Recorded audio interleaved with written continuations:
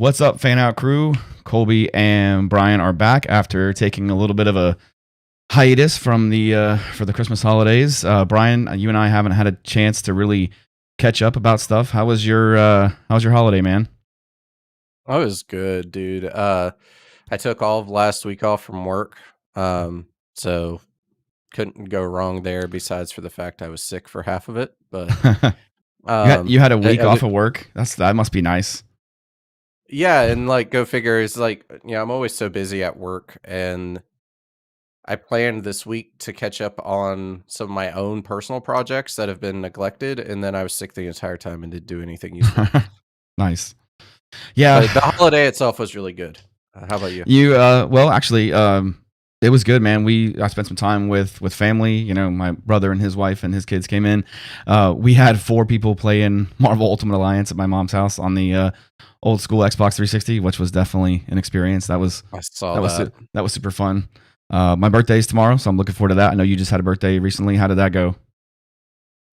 It was good. I thankfully started to feel better on my birthday. The day after, we went to go see The Matrix and Spider-Man. Wife got me some cheesecake and made some good British food for me. It was yummy. Cool. Well, what's up, Jimmy and Matt? We got a couple guys in chat from work, and just wanted to say thanks for joining us tonight. We're just going to talk about some Marvel stuff like usual, and we're probably going to talk about the Matrix Resurrections as well. Brian, you got anything to bring up before we get right to it? Are you just ready to go? You and I actually haven't spoken about Spider-Man. We saw it at different times. Janina and I had our little live stream last week about it where we talked about our thoughts. I mean, we don't have to go super spoiler heavy on it, but I'm curious to know what your thoughts are on the movie. Well, I intentionally did not watch what UNG put up Sure. so that I could come into this fresh with you, but the movie was awesome. It was every bit as good as what I had hoped it would be. Um, wasn't an Iron Man 3 syndrome where it was the best trailer in the world and worst movie ever. It was Yeah. awesome. I think that it's really weird because normally the third movie in a trilogy, so to speak, feels like something ending, and it really just feels like something starting, which I think is Yeah. really hard to do in a third movie title. So it's got me really amped up, and Marvel has continued to impress me with their last few releases of things, really getting me excited to come back into the Marvel world. Yeah. Janine and I talked about last week how I don't know if you've heard this, and you and I haven't had a chance to really even talk about it. So there's a theory kind of going around. It's not really a theory. It's just more of like a observation that a lot of people have made that these 3 movies that Tom Holland was in, the Home trilogy, is sort of like his whole origin story. Like the 3 movies are his origin story where, he has the powers, he has to figure out how to use them, he has to figure out, how he can maintain this balance between being Peter and being Spider-Man. He has to make that tough choice, and in the end, he has to leave his loved ones behind to do right by humanity, so to speak, and to basically be Spider-Man. And he makes his own suit, and now he's come full circle, like Toby and Andrew have. What do you think about that? No, I totally agree. Like he sort of got an opposite start to what Spider-Man traditionally does, where we got him in Civil War. Right. Yeah. Like he was recruited by Iron Man. He had all this Stark tech out the get-go. He's been spoiled with all these awesome gadgets and resources that any other version of Spider-Man that I'm familiar with, at least, did not start with any of that. He made all of his own stuff and relied on himself. Not that he wasn't capable of that in this version. It's just everything was on a silver platter, and now he's starting off fresh on his own. I think that's symbolized with him making the new costume at the end. Yeah, totally. What do you think about that blue color, man? That was a little really kind of sparkly. It's blue. I mean, it's electric blue. It's very blue. It's Yeah. like it's more blue than this blue. Yeah. And it's like really reflective. I think it looks really good. It's very stark though compared to Stark. That's a didn't good mean to one. do that. That's a good one. But it's a very like it stands out with how his color tones have been loud but subtle. Yeah. Sorry, I had to turn my fan on for a second. No, it's all good. You heard that, but the stream didn't. Sorry.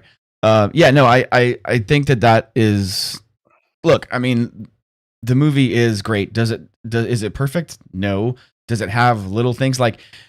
I really once everybody has kind of seen this and people have had a chance to kind of like marinate on this. I really am interested to know what people's thoughts are on how this spell works, because there seems to be some conflicting stuff in the movie itself. Like, is like people still remember Spider-Man, but people don't remember Peter Parker. But it's almost like they completely wiped Peter Parker from existence. But like, how is that? The logistics of that? Like, how deep does this spell go? I mean, that's all I really want to like talk about. You know, like I know you got some thoughts on it. I'm just curious. Yeah, it doesn't seem like it was an instantaneous. They don't remember who he is. It feels like he was sort of erased out of their history. Yeah. And there was a lot of really subtle stuff like that. Are we talking spoilers? I guess we're talking. I mean, spoilers.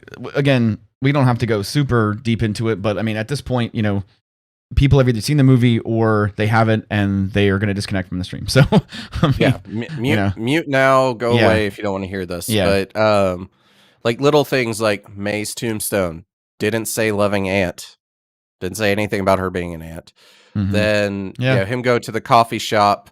MJ still has the necklace, even though she doesn't know where she got it. Like that's the Black thing. Dahlia necklace. Like there's a lot of really subtle little things that they did after he was erased that I thought were really, really well done. Mm-hmm. Agreed. Again, you know, we spent a good time on this last week. I don't want to dwell too much on it. I just know that you and I hadn't had a chance to talk about it. So I could tell you my biggest regret with the movie that I wish they did. Go ahead. I wanted Tobey Maguire and Willem Dafoe to have some sort of dialogue after he got back to being Norman. Yeah. Oh my God, I missed you or whatever. Because that was like Toby's biggest thing is he hated that he. I'm on the fence though. I agree with you to a point, but like they gave Andrew that moment of saving MJ. I feel like if they did Toby and Norman having their moment, it would have taken away. Like, this is Tom's movie, right? So, I on one hand, it's kind of like, well, it's not as egregious as the Star Wars sequel trilogy where the big three, Luke, Leia, and Han, never had a scene together. Like, it's nowhere near that bad, right? It just clicked in my head. He did have his scene. What? Think back to that movie, the first Spider-Man. Spidey jumps out of the way of the glider and Norman gets hit. This time he jumps in the way. Right. So that's what I was just going to say is that Toby had his moment where he saved him, but it was between Peter, Toby and Tom, you know. So I understand what you're saying. I think it's, you know, plus Jimmy, good call. Toby had his moment with Otto too, you know. We didn't. Absolutely. I don't think we needed to have everything be rainbows and sunshine at the end. I mean, this dude just tried to kill, you know, just stabbed him, you know. So it's not as bad as like the Han, Luke, and Leia not having the scene together, but I would have preferred they have something. But at the same time, I'm glad they didn't take away from Tom's movie. So I get it, because there's a lot of people that were upset that Tom didn't save MJ, that they were like, man, this is Tom's movie. Andrew totally stole his thunder. And I'm like, this is him. This is Sony redeeming that character for what happened to Gwen. So I was totally okay with that. I saw it a mile away. It wasn't really a surprise to me, but I liked it because it made sense narratively. Anyway, let's that last scene where he's swinging through, you know, New York at Christmas time in that suit. How much did you think that was going to lean into Hawkeye? I thought a lot as soon as I saw the Christmas tree. Like, my immediate thought is, where is this in the timeline of Hawkeye? This is obviously before the tree falls. This that stuff going on at the same time all this is going on. What's happening? Yeah. Especially with the like Rogers the musical signs, you can see that when Peter and MJ are sort of swinging through New York at the very beginning of the movie, those signs are there. So now Broadway shows go forever. We don't know that No Way Home and Hawkeye run at the same time, but I don't want Peter to take Hawkeye's thunder either. Let's talk about Hawkeye.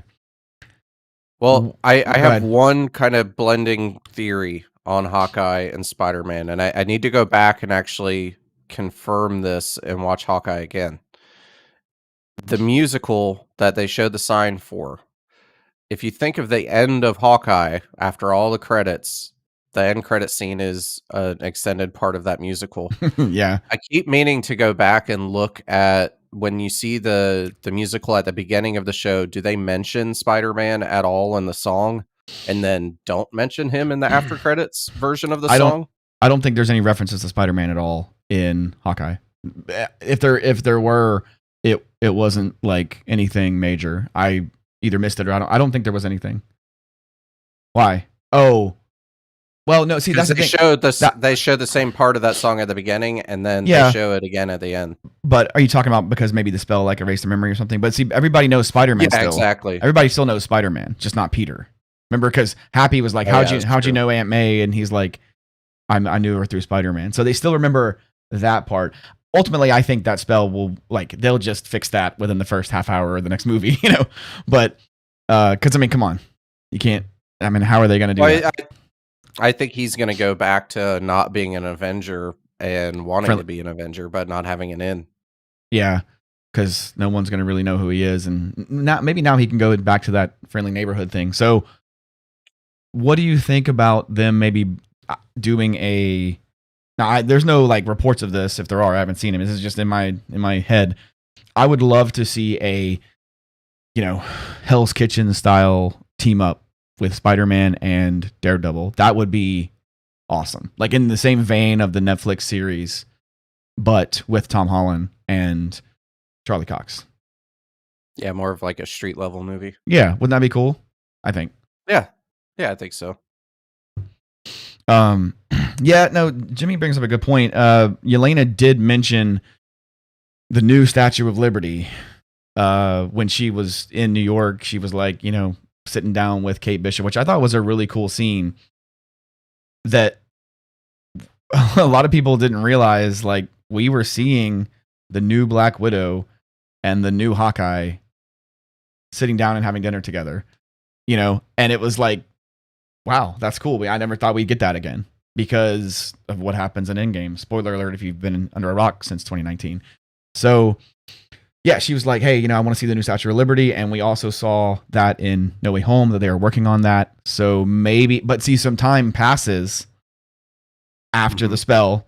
So maybe the ending of Spider-Man lines up directly with Hawkeye. I don't see why it wouldn't, given the nature of the time that Spider-Man ends and Hawkeye takes place. Why would it be different Christmases, right? And why would they introduce Matt Murdock basically the same week they introduce Kingpin and Hawkeye, right? Like, right. So let's talk about Hawkeye just in general. What did you think just overall of the show?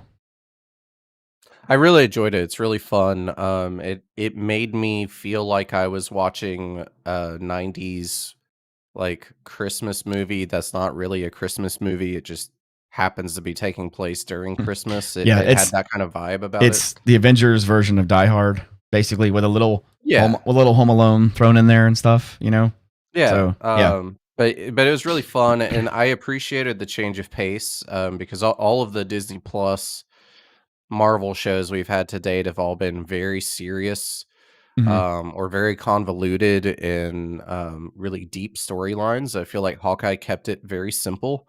There's enough intrigue and mystery there to keep you interested, but not without making you think real hard. It's more of like a roller coaster ride of a show. I mean, it's a tale of suspense. Yeah, and this one to me was the one that was truly a like 6-hour movie, right? The other ones, like WandaVision, every episode takes place in like a different decade. They have that whole shtick. Loki is traveling around so much in different times and different places that each episode feels different, whereas this one just felt like a 6-hour movie to me.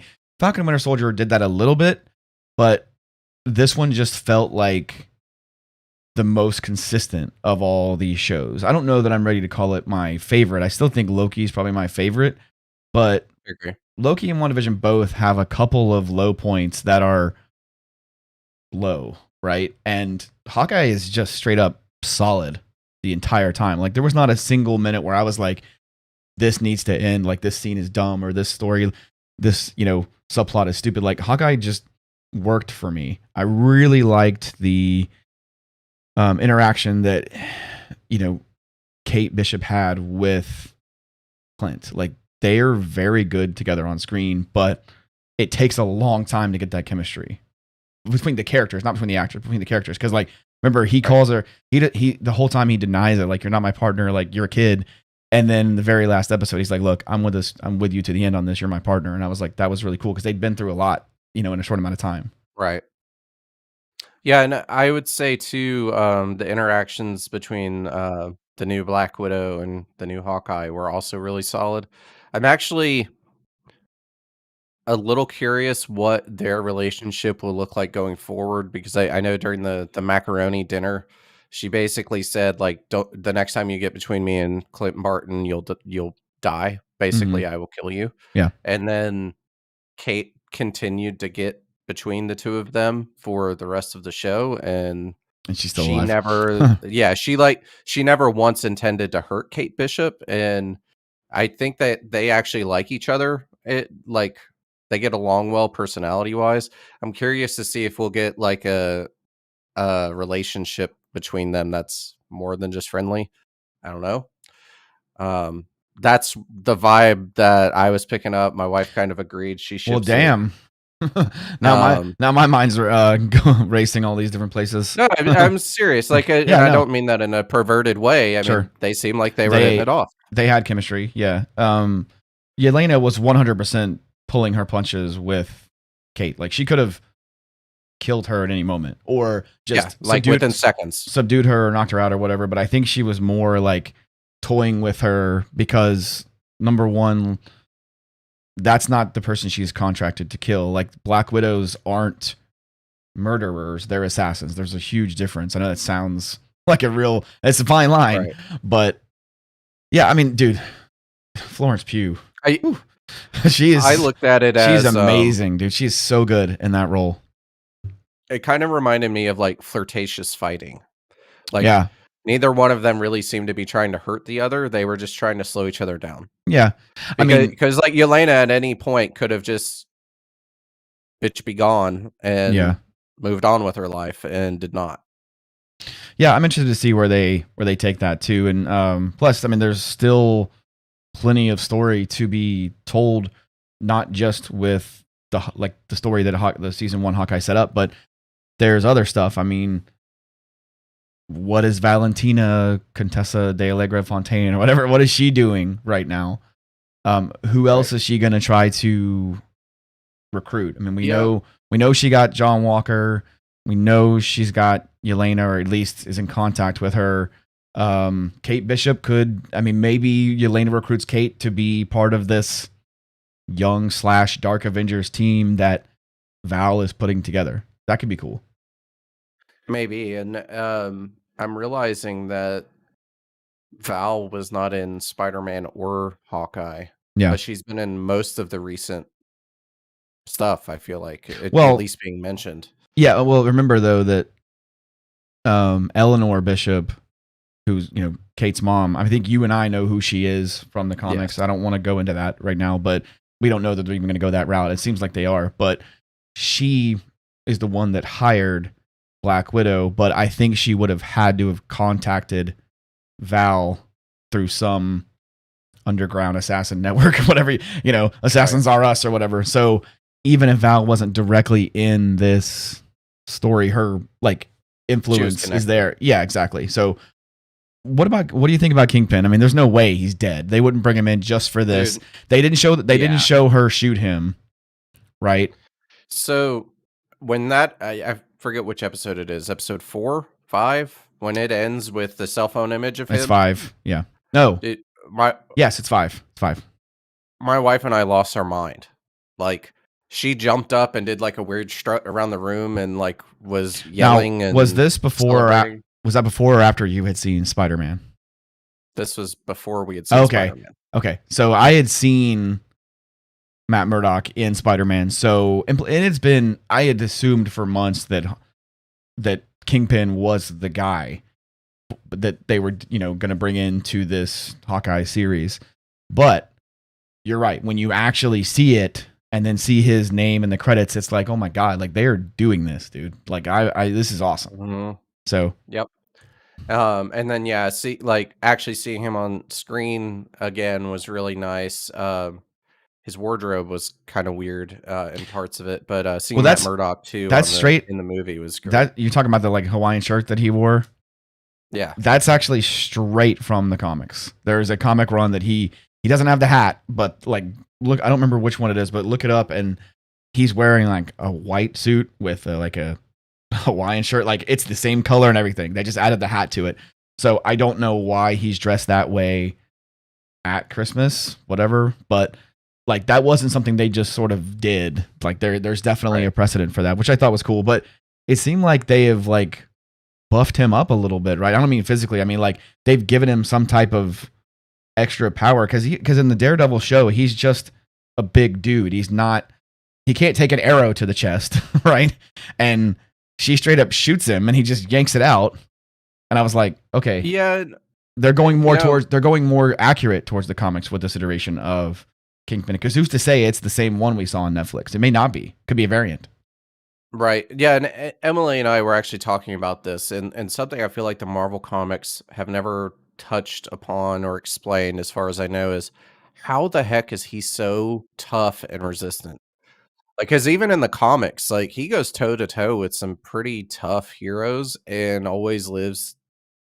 Yeah, I think they just explosions and all kinds of crazy stuff. I think they just is sort he of a mutant. I don't know. I don't know if they ever directly say that he's a mutant. I think they just say like he's super strong, but they don't really go into it, like how he got it or whatever. Like he's just, Yeah, because I mean, like they're in that fight, like he kind of backhands her and she flies 15 feet. Like that's more than just strong. That's like superhuman. Right. That would be cool if he's always been like that in everything though, and they've just never really explained it. Yeah. Like Batman is superhuman, like or peak human strength, reflexes, stuff like that. Doing that. Yeah. Yeah. I mean, I'm sure eventually they will go into it because you're not going to bring D'Onofrio back just for 10 minutes of screen time and then kill him off. Essentially, it wasn't even on screen. Like the camera pans away. There's no way he's dead. So no. I'm curious to see if they are going to make him more of a Spider-Man villain, because he traditionally spends his time between Spider-Man and Daredevil in the comics. So I'm curious to see what they will do moving forward.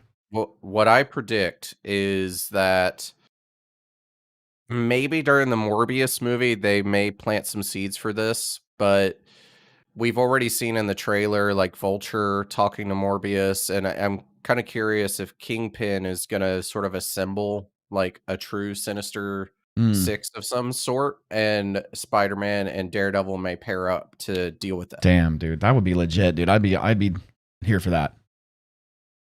I don't know if we're ever going to get a real like traditional Sinister Six. I don't know. They've had opportunities to do it, and I'm glad they actually didn't do it in No Way Home, because it would have been too muddled. Like the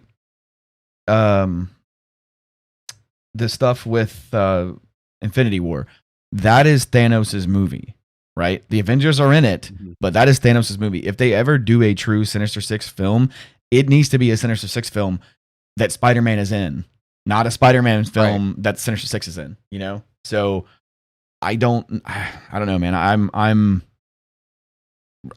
Dude, it's like the MCU just can't do anything wrong anymore. I mean, they're not all their stuff is excellent. Do you want to talk about Eternals real quick while we're on this? Because we haven't We haven't. We haven't really just like talked about that either. we'll go into it like a deep dive, but this The Eternals is not for everybody. yeah, it's a very different MCU movie. I walked out of it and I was like, I enjoyed it, but Kevin Feige was hyping this up like it could possibly win Best Picture, right? Like he didn't say win an Oscar. He said, I want Eternals to win Best Picture at the Oscars, or something to that effect. He did say Best Picture. And I was like, wow, dude, Chloe Zhao, she just won Oscar for Best Director. Like, this could be epic. You and I did a trailer reaction on it. You know, it looked really, really good. What we ended up getting is sort of these like jumbled scenes going through time and stuff. And it's good. I enjoy it. But there's so much weird stuff that happens in this movie. Kingo just sort of dips and he's never seen again. What is and Angelina Jolie's character, Athena, that sickness that she's dealing with just sort of goes nowhere, you know? And they're letting her around their kids when she's got this thing. Like, what? Like, what kind of parents are these? So it's very disconnected from the rest of the MCU. So you don't have to watch any other movies to really know. Like, you could watch this movie by itself and it would, as long as you know of the Avengers and are vaguely familiar with the events, like it doesn't like directly connect to the rest of the MCU.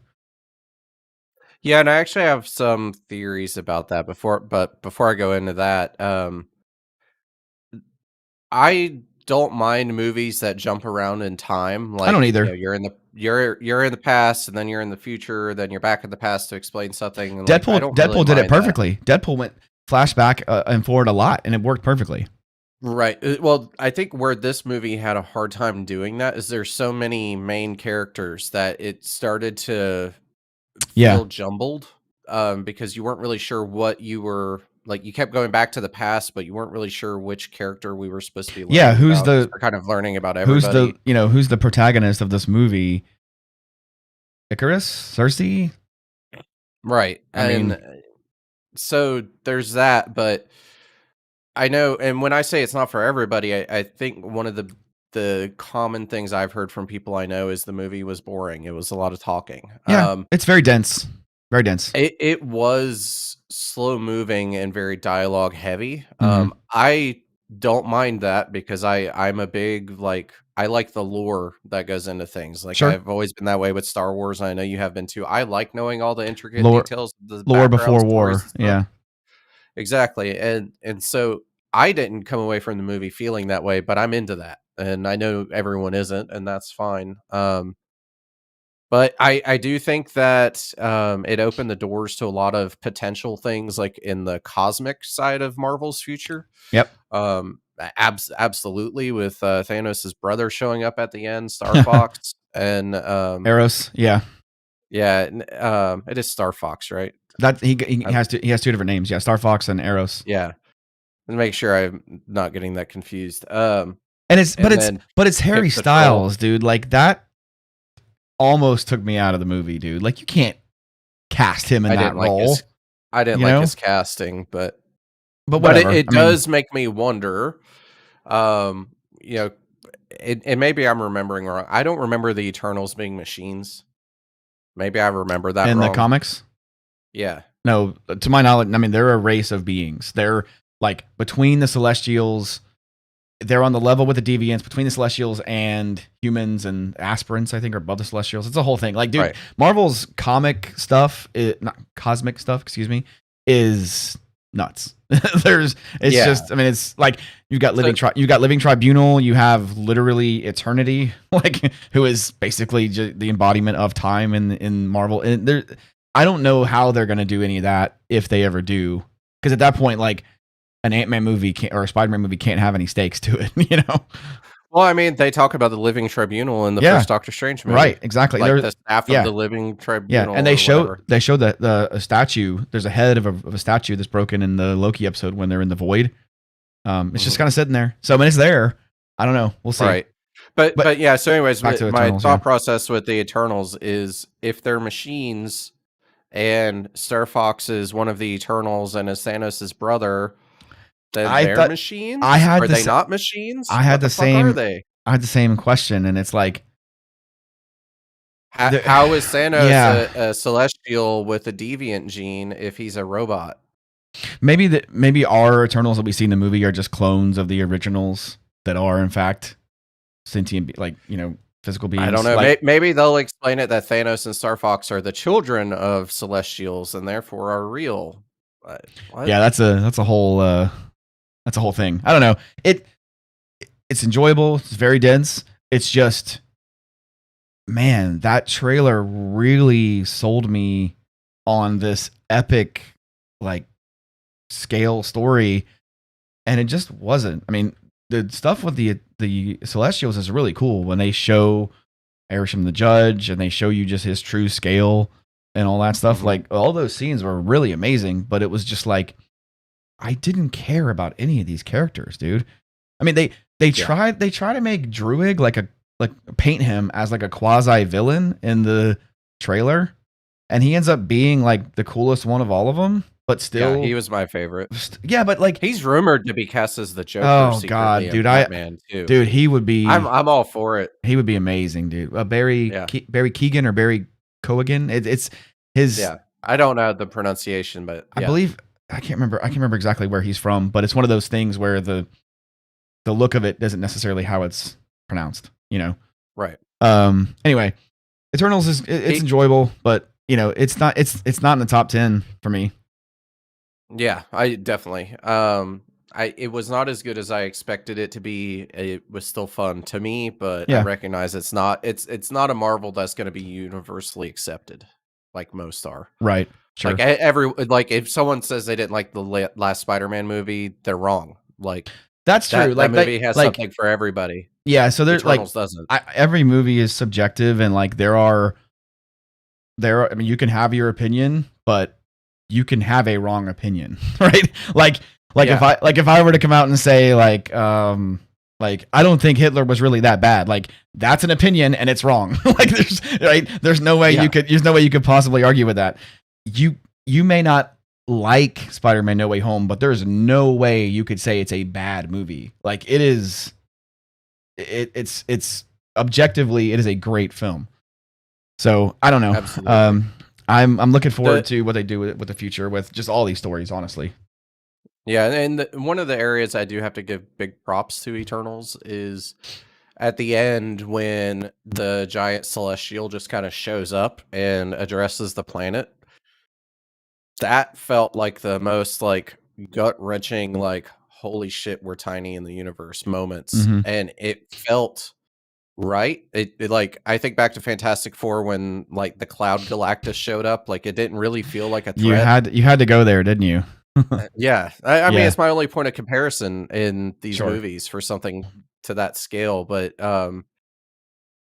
my wife again, I always talk about her. She has no idea what any of this stuff is. And when that dude showed up at the planet, like her jaw hit the ground. Yeah, I mean, like with Thanos, he wipes out half of the population of the universe, but humans like can't perceive that scale. Like you just can't, right? Right. And nobody really saw Thanos on Earth other than the Avengers, right? Humans are just like, they hear about it, but they don't really know it. There's nobody on this planet who didn't see Arishem show up and just yeet Cersei out, like to him. Right. Like that would have been a thing to behold. Yeah.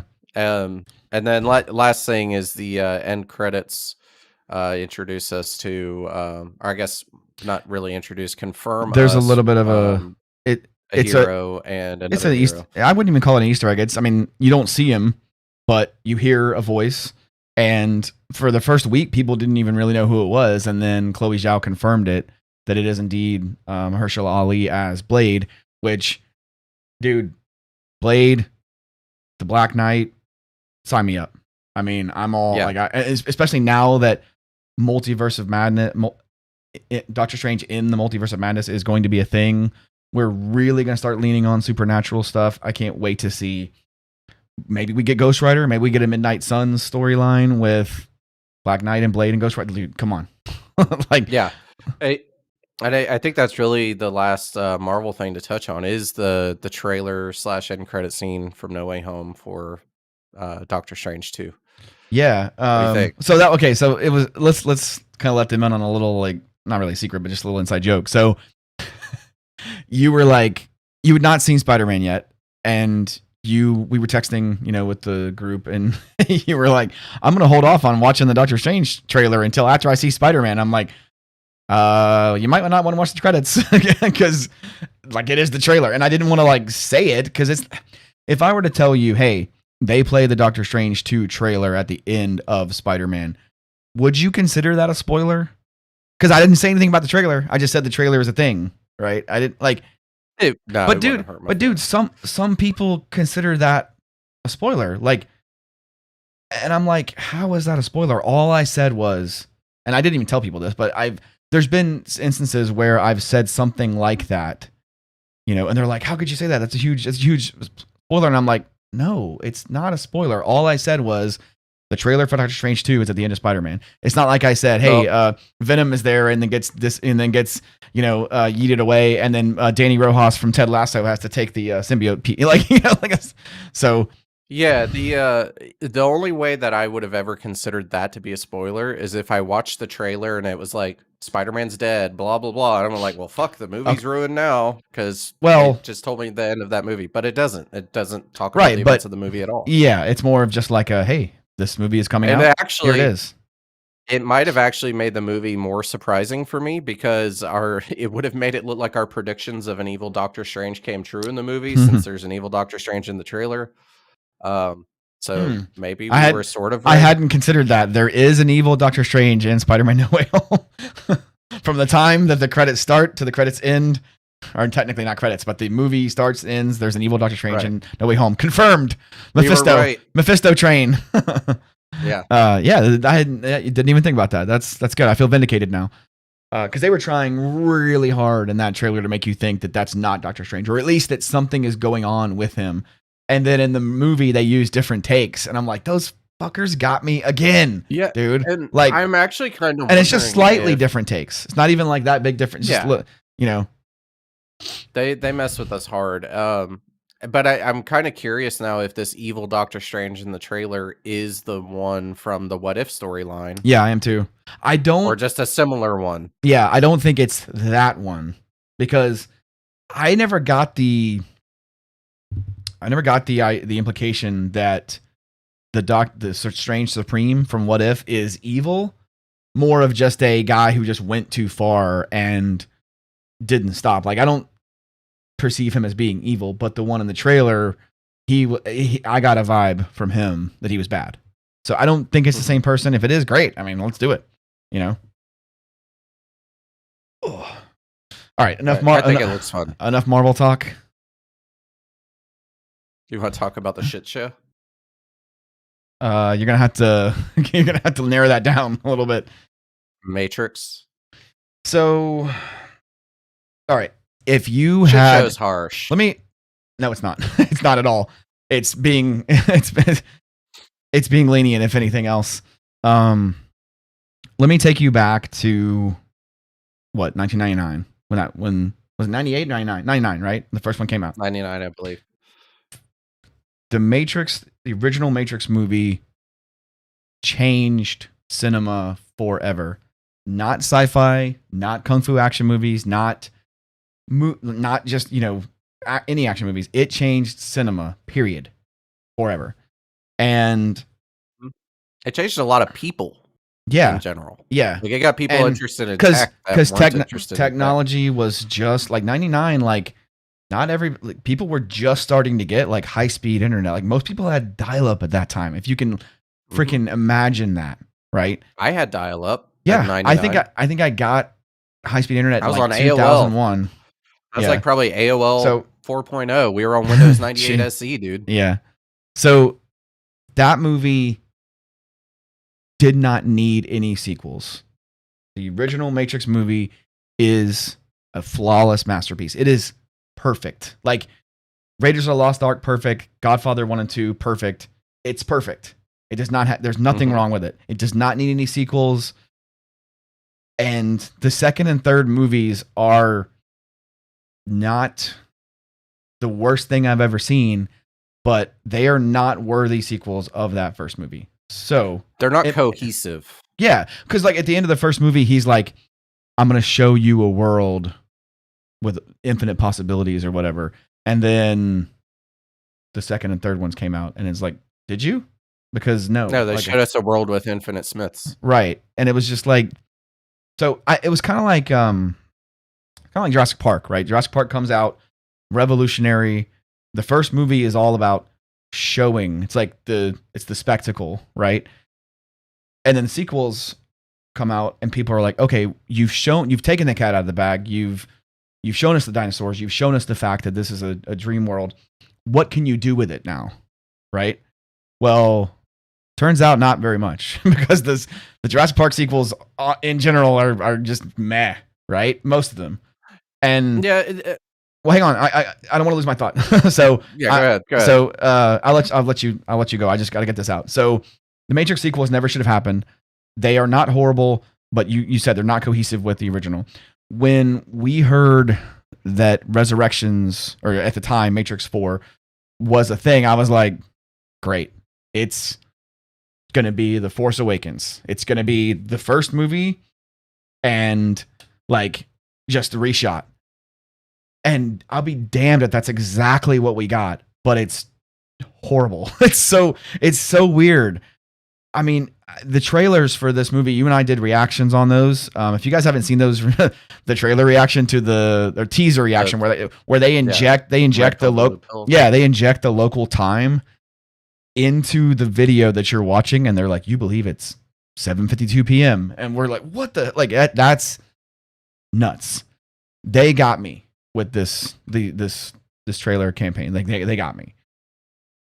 This movie is an unmitigated disaster.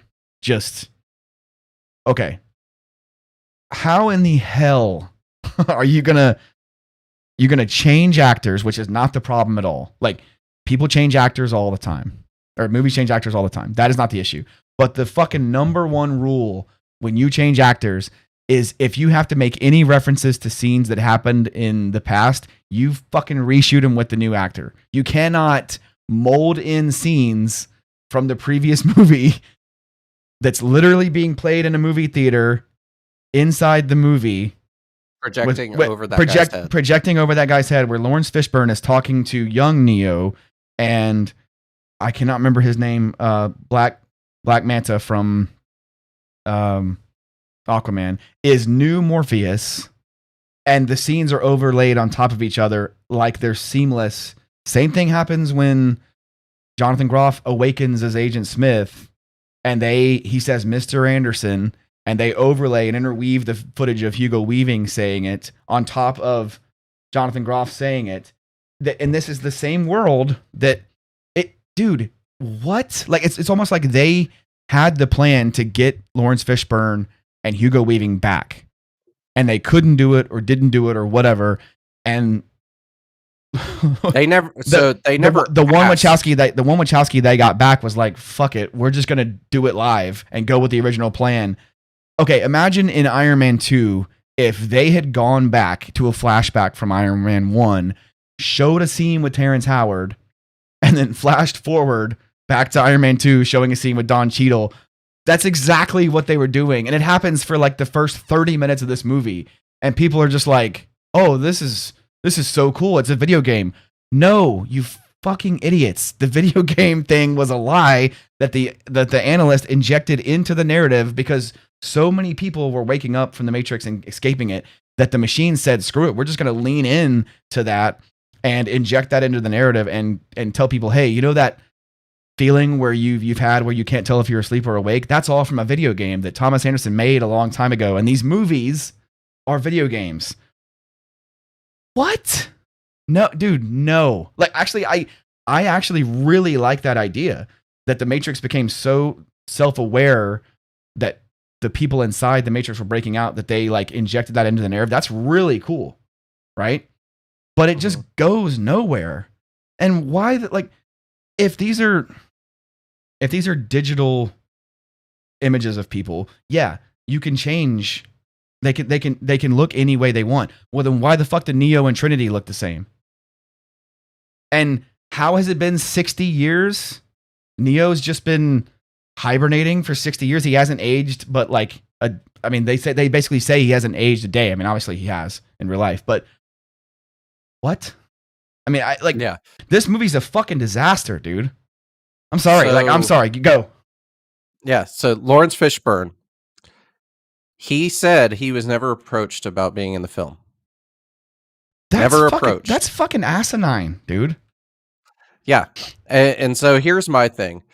You're absolutely right on like the recasting stuff. If you do it, fine, but you have to, if you're going to reference the past, you either need to do it without visual.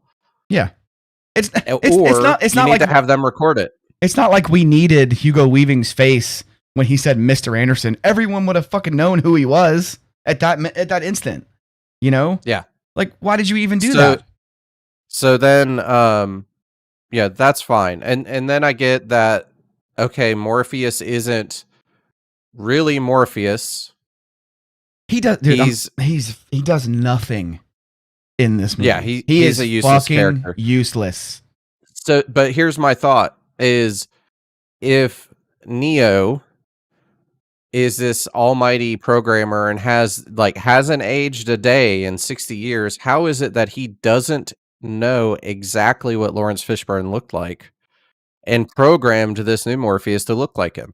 Instead, he's like 1.5 feet taller and doesn't look anything like him, doesn't talk anything like him, nothing. So like even the arguments I've heard of, well, this was what Neo's interpretation of him was. I'm like, well, I don't buy that because he was such an iconic figure to Neo. Right. And Neo hasn't aged. I would assume his memory of this is also not gone. It's just crazy. It just doesn't make sense. Like, you either have to recast everyone and make a like new iteration of the Matrix, which is what they try to do. This is basically the Matrix 7 version 7, right? Because we find out in Reloaded that the 6th one is where we are in Reloaded, but you either have to recast everyone or bring everybody back. Like, you can't mix and match. And so Lawrence Fishburne, you know, he's hard to recast. Like, he's a great actor, and that was a shortcoming. That was a bad decision for this movie. Hugo Weaving is one of the, he has some of the best delivery of lines, period, in Hollywood, in film. You cannot replicate him, and I feel like... Plus, Jonathan Groff is a good actor, but he has no screen presence in the action scenes. No, we'll get to the action scenes in a minute, because fuck. Yeah, he should have just been a different character. Like, he didn't have to be Agent Smith. Him being Agent Smith added nothing to this movie. Plus, it actually took away from it. Why would the analyst put him in there? And, dude, the idea that Agent Smith is Thomas Anderson's boss at a video game company is really cool, because that scene where they're sitting down talking about it is so awkward, but it's good. Awkward in a good way. Like, this is how an executive at a video game company would act toward a developer who's clearly got some issues, right? But then they really go way too meta, and they're like, our parent company, Warner Brothers, and I was just like, oh, it's so cringe, dude. Yeah. But the movie would have been better if he just wasn't Agent Smith. He was some new character. Yeah. And if you're gonna have him be Agent Smith, he has to be Hugo Weaving. So that's the thing. Okay, he has to. I thought I had this movie figured out when I saw the last trailer.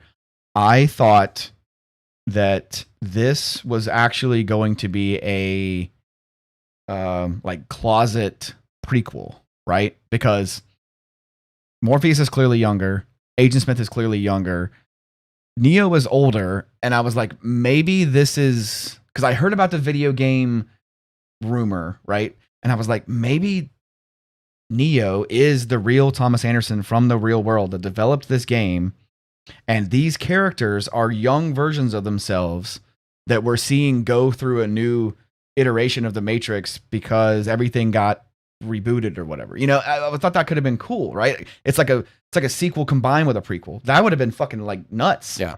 But what we got was just Jada Pinkett's character is still around. So she was terrible too. Dude, some people are seriously the whole thing is a video game. The first 3 movies aren't even real, and everything's in the video game. And I'm like, no, you idiots! The video game is fucking fake. That's That's a story that the analyst injected so people would stop looking for it because they were hiding in plain sight. If it was real, how did she age 60 years? Like, yeah. I mean, if it wasn't So real, here's the other thing. The first trilogy did happen. They think about Neo, okay? We're charged about this. Think about Neo, right? They planted him in as the developer of the original Matrix, and they have him working on a new game. Yeah. Forgot what the new game was called, Binary or something? I don't remember. I think so. Do they actually have him coding a new version of the Matrix that they're calling Binary that they're going to move all the humans to? See, that would have been legit, dude, but it's like they couldn't figure out. Are we out. have to wait 3 movies to figure that out? I don't know, because it's almost like they couldn't figure out what they wanted to do. Plus, I liked the idea of them no longer using payphones and they were moving through mirrors this time. Like, that was cool, right? No. But the Matrix, say what you want about the whole hidden message behind the Matrix, and it's how it's all about self-discovery and all that stuff. Like, put all that to the side. The Matrix fucking makes its money. It butters its bread on kick-ass kung fu hand-to-hand action scenes, right? Really wide shots. You can see every single bit of these actors, and they're just going at each other with not a lot of quick cuts and all this shit. What the hell did we get in this movie? Shaky cam, really zoomed in, fucking quick cuts. Like, the action in this movie is horrible. I wouldn't even call it kung fu. Like, the hand-to-hand shit is basically just like some like street fighting boxing shit. Like, they just throw punches. There's no, like, even the dojo scene between him and Morpheus is not even, it's like, what is this? Plus, why is it always perpetually the sun about to set in the Matrix? Like, does time not pass in the Matrix? Do you notice that shit? Every time they're in the Matrix, the sun is like 30 minutes above the horizon, and it's like, hey, this place is beautiful, but no, like, it's is that a play off of the Matrix 3 when the little girl's like, I did this for you, Neo? Yeah, no, man, I think that's clearly what it is. But in the trailer, it made sense because it's like, hey, this is a new iteration of the Matrix, and here's a little glimpse of that based on the last time we saw them, but not the whole goddamn time. Like, dude, it's obviously fake. Plus, like, what is this round table discussion they were having at the video game thing where they were having the same conversation every time? I was like, is this Groundhog Day? Like, what is this? You know?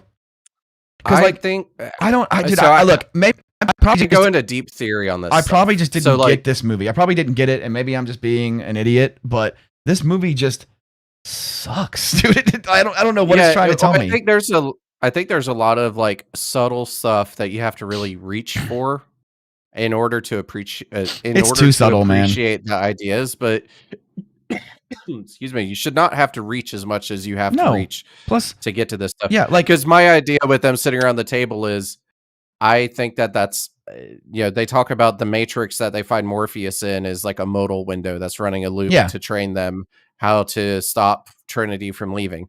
Is this a modal window they're running to try to figure out how to get Neo not to realize he's Neo?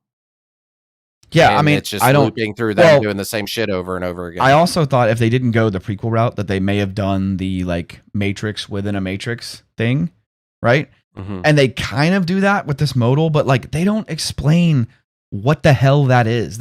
The first 30 minutes of this movie are them just literally recreating scenes from the first Matrix movie. Sometimes they even like project direct scenes from the movie, and it's just like, call it a video game. And it's like, what? Like, this is clearly not a video game. Like, even Bugs calls it a video game when she should know it's bullshit. Like, she should know that happened. It's not a video game, right? Like, dude, it doesn't, again, I didn't get it. It didn't make any sense to me. Plus, Neo can't fly at the end. Fine. But Trinity can. Because love? Like, what the fuck? Like, and then Neo can fly at the end? Because reasons? Like, what the hell? Like, dude, like, a lot of people A lot of people that I've talked to didn't even realize that he was flying at the end. Like he Yeah, couldn't fly when it mattered. At any right. time it actually mattered, he couldn't perform. And then all of a Yeah, sudden in a scene we didn't actually need, he flies. yeah. Plus, Jesus Christ, how many scenes did we get with Neo? Like, Doing the bullet time dude, stuff.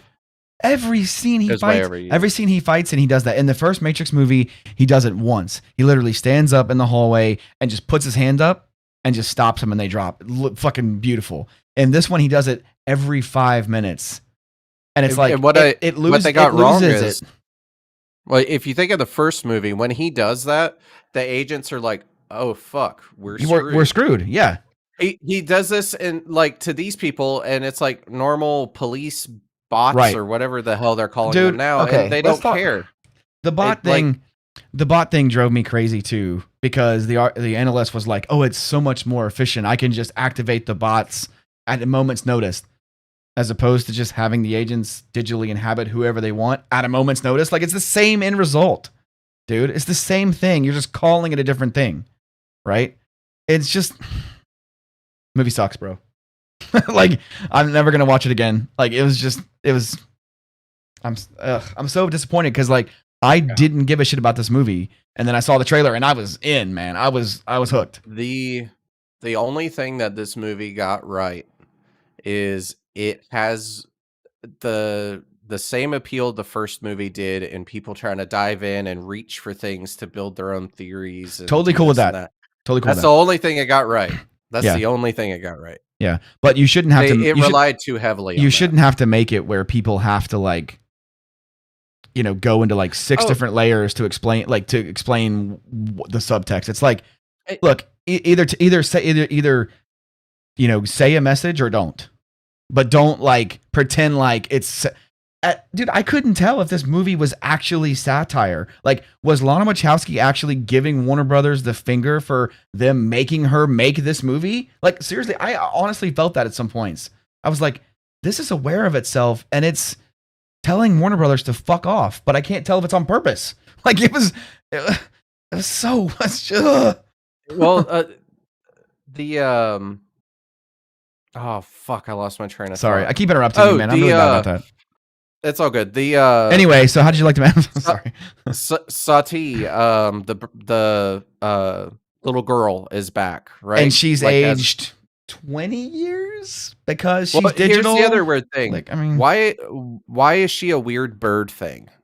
Like, what is this weird bird robot? What the hell was Why that? does it exist? Why does it exist? Yeah. Well, I think if you look at every other machine in this Matrix world, in the machine city, is all like really crazy, like industrial bug-like robots. They did say that the robots, they did say the robots were having infighting because the resources were getting finite, and the resources people, I don't know why, resources people are so like valuable that they had to start fighting amongst themselves, right? So I assume that in that 60 years, some other like new machine faction has shown up, because you're right, there's clearly a different look to these Autobots, for lack of a better term. Like, they're smoother and they have like almost like a skin kind of, and then the squids are the ones that are all sinewy and all that stuff, and they're still around. But what? Okay, why in the hell? I'm sorry, I got to go back to Morpheus. He did nothing in this movie, dude. He's not even the one that is trying to make people escape the Matrix. Bugs is. Bugs helps Morpheus get out. And it's like, and plus, if he's going to look different because this is a digital version of him in a modal and it's like a virtual machine almost, I get that.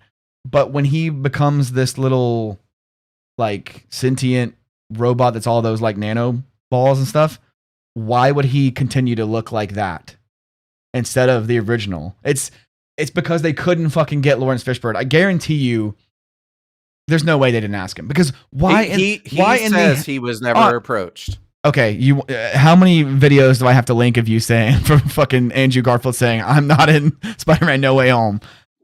Well, that was before the movie. No, I get it. Out, I get it. But who knows? They could have a plan later on that he could still be under NDA. I don't believe for a second that the plan I'm not calling him a liar, but I'm saying I don't believe for a second the plan was to not have him. Otherwise, because dude, the guy doesn't do anything. Like Morpheus does nothing in this movie. Well, I think Plus, that why that's is he why even? they didn't Why wanna is he pay even him. around? Why is he even around in this movie? He does. Well, Like, I think that's why they probably didn't approach but him, that's is because there was no real purpose for them to spend the kind of money they sure. had to on But him. why call him Morpheus at that point? Why not just make him a new like? Why couldn't he be Morpheus's grandkid? It's been 60 years. Why's it got to be? You know what I mean? Like it doesn't. He didn't need to be in the movie. No, he did. He does nothing, and the action is so bad that like not even the freaking dojo scene could help, because that is one of the most iconic scenes that I've ever seen in a movie, and this one is forgettable, dude. It's just bad, man. It's just bad. Like I now see why Lily Wachowski didn't want to come back, because I think she knew this was a fucking festering turd. Like this movie's just bad. Ugh, I'm so I could go on forever. We were about an hour and 6 minutes now. So you got any final thoughts before we wrap this up? Two things. One, another weird little theory is the infighting with the machines that are struggling for energy. If you think back to the Matrix 3, Sati's parents, her mom, it was like the system manager for the energy processing facilities. And I'm curious if that she was like a sleeper agent or whatever, like working against the machines and making it look like power scarcity. Doesn't she say in Resurrections that like her parents were purged because like they knew too much, or like, so I don't remember exactly what happened, but I mean clearly they were doing something that the machines thought was bad. So look, just not, this movie's just, it's a mess, dude. It just doesn't make any sense. And the CGI in this movie is not even impressive. There's nothing impressive about this movie. It's meh. It relied too much on Resurrections, am I right? Yeah. It relied too much on the original without leaning enough on the original. That's exactly, if it makes sense. Exactly. It was like they took all the bad parts of the original and just I don't know. I'm done talking about this piece of crap, dude. Yeah. All right. Do you think we'll get a fifth and sixth movie? At this point, no, because this movie has bombed, dude. It's not making any money at all. And when are people going to realize you cannot release a movie on streaming and theater at the same time? It's not going to make any money, period. It's just not. I mean, it's crazy. I think Spider-Man's proof that you don't need to do it anymore. Yeah, it just broke $1 billion. And it also helps when you make a really fucking good movie. So, Warner Brothers just needs to like figure their shit out, man. Anyway, it's good talking to you, man. It's been a little bit since we got, time to get together. When are we going to do when are we going to do another pinball podcast? I know you got some news on that. Yeah, so I got some new equipment that'll help with that, because right now this whole room turns into a jungle gym of wires and stuff for anyone watching. It takes a lot of time to set up and then a lot of time to deconstruct. So I got some new stuff that should hopefully make that easier. I've got some family coming into town this weekend, so probably not anything this week. But I'm hoping maybe next week after New Year's, we can resume that activity and maybe get you over here to play some pinball and maybe invite a couple other people over. Yeah, I'm down, man. I've been wanting to play. Maybe I will give some Ninja Turtles a try this time. Did you ever figure out the streaming thing as far as the direct capture for the screen? We're still working on that. Everything I've seen is people ordering these weird, like, kind of questionable things from like Alibaba and AliExpress and stuff. And okay, well, people say they work, but I'm a little hesitant to hook those up to you know, thousands of dollar machines. Right. So. They come with the virus too. So right. Like I don't know that I want to try one of those. All right. Well, we'll talk about we'll talk about some more pinball stuff when we do our next podcast. But thanks for hanging out with us tonight, guys. Like and subscribe. Leave us some comments about maybe we completely misunderstood this Matrix film. I'm definitely willing to hear some thoughts on that from folks. I just didn't get it, and it sucks because it has like a 71% on Rotten Tomatoes. Like I'm That's great. Like, I'm glad people are enjoying this, but what movie did they watch? Because it wasn't the one I watched. Anyway, I think it has the opposite problem of Eternals, where people Yeah. that don't think a whole lot about what's happening probably enjoyed the action, but if you're really thinking about the lore and the dialogue, like, the movie doesn't make a whole lot of sense unless you're, like, reaching for a lot of really Right. heavy abstract stuff that probably isn't real, just like they did with the original trilogy, reaching for stuff that never came to fruition. So. Yeah. Good call. All right, guys. Let us know what you think in the comments. As always, fan out. See you guys later. Fan out.